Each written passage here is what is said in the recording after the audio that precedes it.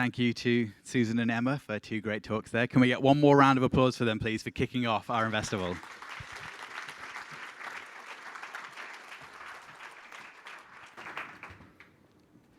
Now, you've heard a lot over this last couple of talks about our board, and now we are absolutely delighted to introduce you to the chairman of our board, which is Gary Hoffman, and we're going to be doing a Q&A with our director of marketing, and that's Tristan Thomas. So give him a big hand.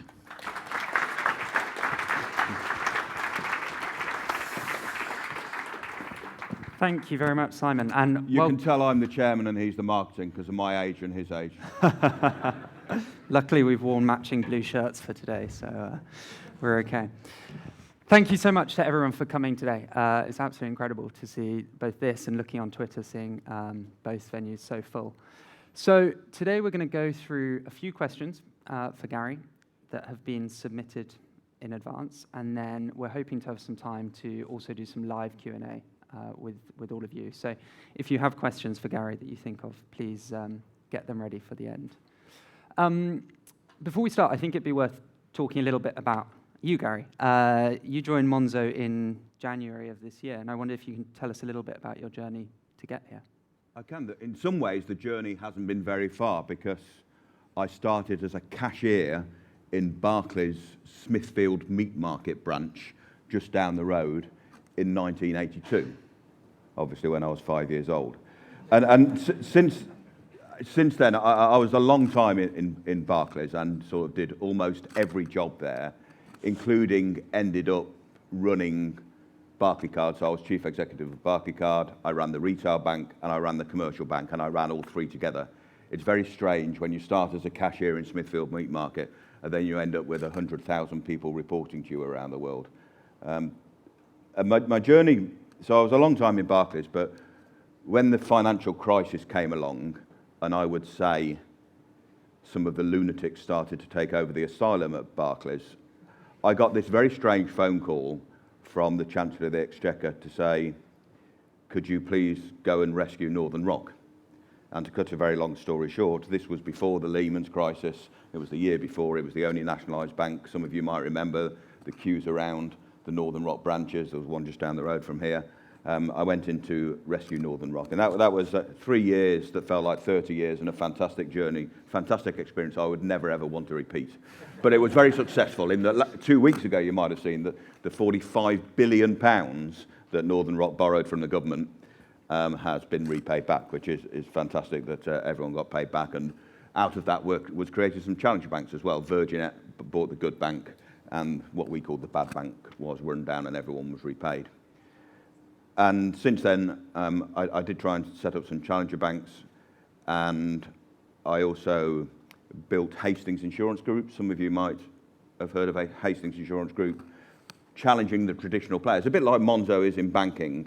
Monzo's doing it much better, but Hastings was a digital data player, just doing it on price comparison websites, and took 20% market share and went from 300 employees to 3,000 while I was there in 5 years, and now has 10% of the total market. And on the back of all of my experiences in banking, where I've seen the good, the bad, and the ugly, I decided never to go back to a big bank, even though I could have done. And the only challenger that I talked to, because nearly everyone approached me to see if I would like to be involved, was Monzo, because I think Monzo is creating something special.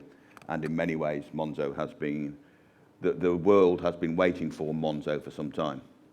As an aside, I introduced contactless into the UK in 2005. Lots of people were telling me then it wouldn't work and it would never take off.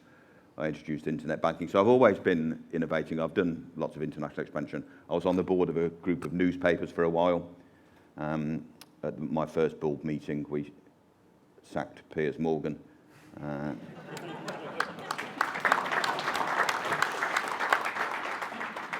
And I've been on the board of Visa until last year, until I joined Monzo, really, for 17 years. And Visa is a very big business, obviously. And just to give you one bit of data from it, which is important for Monzo, really, I suppose, is that it processes safely 65,000 transactions a second. And that is amazing, isn't it?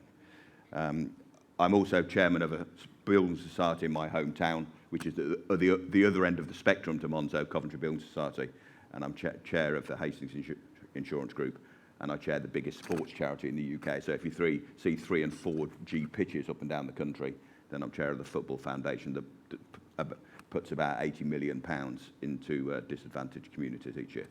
That was a long answer. No, it's great. Okay, so we have 5 or 6 questions that were submitted in advance. I said to Gary just now backstage, have you had a chance to look at them? He said, I much prefer to do it live. So let's see where we get to. Having moved from CEO in traditional banking to a chair in a fintech, what's different about both the role and the organisation? So what's really different about Monzo, compared to somewhere like Barclays, is how fast it moves and how much it listens to its customers and designs things from first principles for its customers. And even though the big banks will try and replicate that, because they are not fast enough, because they've got lots of bureaucracy, however many hundreds of millions of pounds, and some of them will declare how much they are spending, billions of pounds on it, they will never do what Monzo is doing as quickly as Monzo is doing.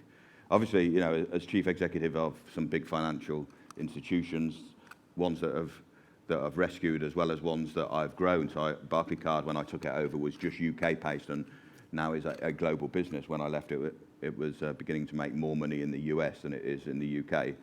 I've learned what does work and what doesn't work. Now, I have to be very careful to make sure that this experienced head doesn't question new ideas that are really creating great energy in Monzo and will really make Monzo work in the future, because there are some things that I know of the past that were bad and will never work, but Monzo is great at creating new ideas that will work that I've never seen done before. Great. What lessons can we take from the experience you bring from fixing Northern Rock? Cool. Don't get carried away with your own success and ego. I can tell you that there were, in the financial crisis, there were organisations that failed and there were organisations that succeeded or survived and succeeded. And some of those had very similar business models, i.e. some of those that failed had very similar successes, very similar business models to those succeeded. The difference was the leaders at the top and whether they truly cared about customers or their bonuses and about making money, and whether they had lost touch with reality or not. And I can tell you, the ones that failed generally had leaders at the top that cared more about themselves than they did about customers and about the businesses. And I can tell you lots of other things about, you know, don't take too much credit risk, of course. Don't expand too quickly beyond your capability. So there are lots of other things that I could tell you about lessons learned from different places that I've been. But the biggest one is to make sure you have the right people throughout the organisation leading it in the right way. Fingers crossed we have that. We do. What does the board think about international expansion on that topic versus consolidation and growth in existing markets? So clearly, I don't think there has ever been a financial services brand talked about in the way in which Monzo is talked about in the UK by young people. It polarises, by the way. When I, there's some of you, but not many of you, when I talk to people over 40 about Monzo, generally their eyes glaze over. And when I talk to people under 30, they get very excited.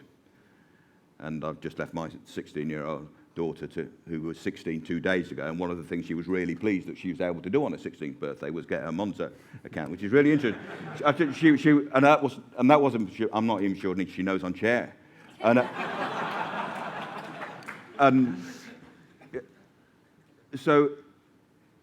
she would have never have said, when I'm 16, I'd love to get my Hastings Insurance or my Barclays account or my Coventry Building account. You see what? So it is different.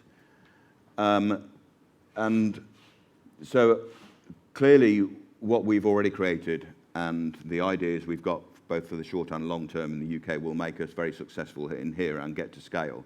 But because we've got something that is special, we are capable of taking it to other markets. which are right for it. So I don't know whether many of you know, but in the US, contactless take-up is not very high at all. It took them 15 years to do chip and PIN behind the UK, and they're very behind on contactless. And there aren't many digital banks that are really successful in the US.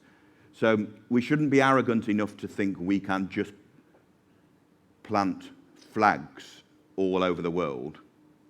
But what we can do is make sure that where our proposition really resonates, we can go and create a difference. And I think we have that opportunity, firstly in the US and then in other places. But you can't spread yourself too thinly. And of course, all the investment we're making is fantastic, but we do have to make money at some stage. Oh, wow, this is a long one. I'm going to have to take a step back. The FCA is reviewing the relationship of banks and vulnerable customers. One key area that has already been called out for new regulation to be introduced is high-cost credit overdrafts. As this is a key area of Monzo's current business model, are these regulations a threat to Monzo's ability to make money? So I think that's a really good question. So let me put some perspective about it. There are lots of unbanked people in the UK still, mainly people that would be defined as vulnerable. And there have been lots of efforts to try and get them into the banking system through forms of financial inclusion. There was something called the basic bank account. I was actually on a government task force years ago about financial inclusion. And I thought the way to do that was through credit unions. Because the mainstream banks have never been very good at this because of their business models. And I get why. But I also sometimes hate the fact when I see an advert on the telly. It used to be when I was watching Jeremy Kyle's show, but it's not there anymore. Love Island now, I hear. When it says 1,251 APR percentage. I have always sort of, as a individual in financial services, wanted to square the circle on this because I think it's outrageous that vulnerable customers pay that amount of interest. And yet it is very difficult to make money for customers that are very high risk. And by definition, vulnerable customers in terms of taking credit are. So squaring that circle is a really important thing for the financial services industry to do. And it has never done it. Provident, if you've heard of them, Provident Financial Services has not done that really and has gone backwards in the last couple of years. So I think Monzo has an opportunity to bring more people into the financial services system because we've got a very low-cost operating model, and to do that in a way which is affordable for Monzo, but more importantly, affordable credit for customers. And in many ways, I applaud what the FCA is doing here in stopping lots of customers being charged very high interest rates, because that's what it is when you add it all up. And we need to find a way through this that gets more vulnerable customers in, but that we don't lose lots of money on. And I think we are well placed to do that. What do you want to bring to Monzo from that experience that you talked about earlier, that especially that regulators and investors will welcome? So, whether this is a good or bad thing, regulators, of course, like people that have been around a while and have seen the good and the bad and know what can go wrong. And I've seen lots of things go wrong and helped put them right. So I hope what I can, I'm here to help the management team run the company. I'm not here to run the company. I'm here to chair the board, to make sure that the management team has all the capability to do the things it wants in the great plans it has. I'm also here to make sure that we do that safely. And of course, the regulator absolutely wants that, as do investors. Because I can tell you, anyone can grow in the short term by giving things away. Not many can grow like we have because we've got a great proposition. But not many, in the end up doing growth safely at the sort of scale we want to be and creating the value through revenue, but it's still being great value for customers as we do that. And I'm here, I suppose, to try and provide some of that balance and make sure that some of the things that the team might not see that might come round the corner, I'm here to point out, well, this might happen, this might not happen, let's talk about it. Great. All right, we've got our final question before we open it up to the floor, so get your questions ready. What's interacting with Tom like? What's your relationship like between that chair role and the CEO's role? Yes, it's a good question, because the relationship between chair and chief executive is really important. I've been on both sides of it. So, the last thing you want when you're chief executive is a chair that is going to interfere every day. The last thing you want is for them to be trying to run the business, because Tom is a fantastic chief executive. He's much more of an entrepreneur than I am. He has brought some great people in. And my job is to give Tom the space to do all of that, but also the support, the guidance, I suppose, the mentoring, given that I'm quite a bit older, on the experience I have had. And in particular, I tell you, chief executive is a very lonely job. And so I'm there to be a sounding board for Tom to talk about anything he wants to, any day. Obviously, we have lots of formal things as well. So we have formal one-to-ones and objectives and things, and he reports to the board that governs the company and makes sure that it is doing things safely, and we've got the investors on the board as well. So we have both formal and informal relationships, but the most important thing, I think, is that Tom is able to talk to me at any time he wants to say, I'm a bit worried about this, or I think this is fantastic, what do you think? In the end, it is his decision because he's chief executive. I'm there to help and to make sure he is protected as well as the company is protected. Great. All right, we've got a roving mic at the back, so if anyone who has a question could raise their hand, we might take two at a time, if that's all right. Start down on your right, just there.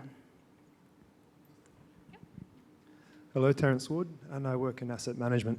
So I'm quite curious, you're expanding into the United States, and I think that's a great idea, especially since it's such a large market. I noted, I think it was N26, I would call that maybe potentially a rival brand to Monzo. They're expanding into Brazil and Australia. Is those markets ones that you are considering as well? Well, I think the honest answer is we're considering a number of markets. But as I said, you have to be careful not to spread yourself too thinly, and you have to be careful not to bite off more than you can chew. We've got huge amounts to do still in the UK, and we've decided, because of the opportunity that there is in the US, and because we think our proposition will be fantastic in the US, that we're going to test it first and grow it there. Now, if that is successful, and I expect it will be, then I'm sure we'll look at other markets. But again, you have to be careful not to go to too many at one time. People do get carried away with the smell of the chaser meal. I was reading about Purple Bricks a few weeks ago. They've done its massive international expansion. I understand why, but it's now pulling back for some markets. And I think you just have to choose them carefully and do it properly. All right, hands up again, who's going to ask questions? All right, maybe down the front here. Oh, yeah. Yeah. Thanks, Nico Müller. I will mention the elephant in the room. What do you see is the effect of the Brexit scenarios? How do you assess them? And what is the effect on the growth strategy and expansion strategy? Well, from a Monzo point of view, I don't think it affects us very much at all. We have a business model that, for the moment, to the previous question, is focused on the UK and then on the US. Neither of those businesses will be affected by the relationship between the UK and Europe in financial services, because we don't have passporting needs, for example, into European countries. Now, in the future, We might, if we set up businesses in Europe, we would have to get licenses in Europe rather than rely upon the license that we have in the UK. So that would be a difference caused by Brexit. I just think generally the uncertainty caused by the whole thing is really bad news for any business. This is a time for a business like Monzo to be brave and invest, and that is what we're doing, because there are lots of very large businesses that are waiting to see, particularly in the manufacturing side rather than the financial services, but it's true in financial services to some extent too, in terms of location of things, about where they're going to invest. But for us, there is no short-term impact, and I think we can take advantage of this uncertainty by investing in the way in which we have. Yeah, over coffee or a beer sometime, I'll tell you my real views on Brexit and things, but from my Monzo point of view, it won't make any difference. Yeah. Hopefully that's the last mention of Brexit we have all day, but we'll see how well that goes. Okay, last question we've got time for, so... We can do two quick ones. Two more, great. Two quick ones, yeah. Chap over there, and then down the front here. Thanks very much. Gary, clearly you've got years of experience in a real asset to Monzo, but how do you make sure that going forward, you personally as the chairman and also guiding the business and the board, you keep focused on the competitors that are coming, the Facebooks, Google, Apple, potentially even cryptocurrency in 5, 10, etc. years' time. You don't drive forward by looking in the rearview mirror. No, indeed. And, there are lots of things in my experience that I've sort of let go already because they're not relevant to the future that Monzo is trying to create. There are some bits that are relevant, very relevant. So you can imagine being on the worldwide board of Visa, which is worth $380 billion and operates in almost every country in the world, and saw all the innovation going on. It's based in the Silicon Valley, so had great relationships with Facebook, Apple. At one stage, Apple, when Apple Pay was introduced, Apple were going to do it on their own, but in the end they realized they had to do it on all the railroads and the infrastructure of the payment systems that are already there, which is why Apple Pay is there with Visa and MasterCard with others. And because I was Visa and worldwide, I saw what was happening with Alibaba and then WePay and WeChat and things in China. So I think I've been able over the last few years to keep up with what is going on. I'm sure there are lots of things that I don't know as well, but you're right, I need to be looking forward with the team, not looking backwards. Great, I think we had one more down here. Hello, Pablo here.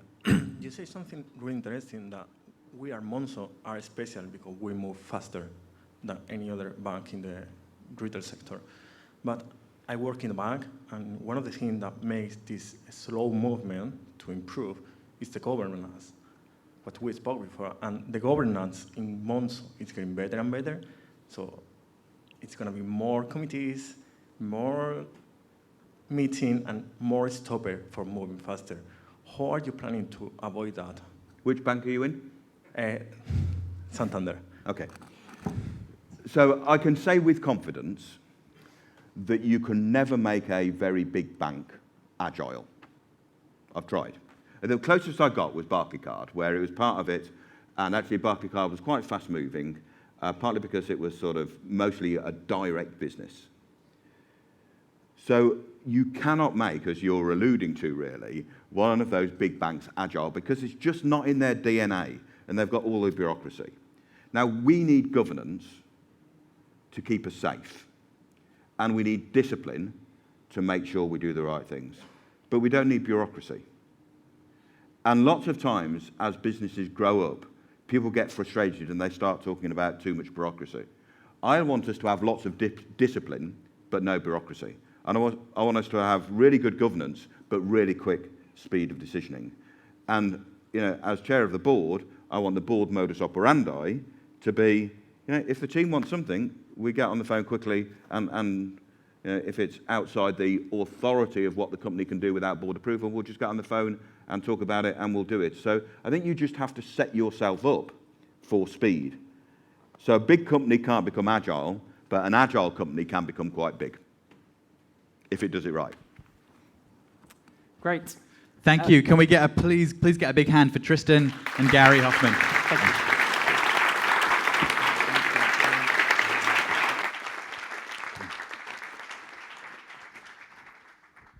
And that's our first block done. We have time for about a 15-minute break now. So please feel free to go and check out downstairs, coffee and crowd cube are there and all that cool stuff. If you could all please be back in here for 20 past, that is when our next set of talks is due to kick off. Thank you very much.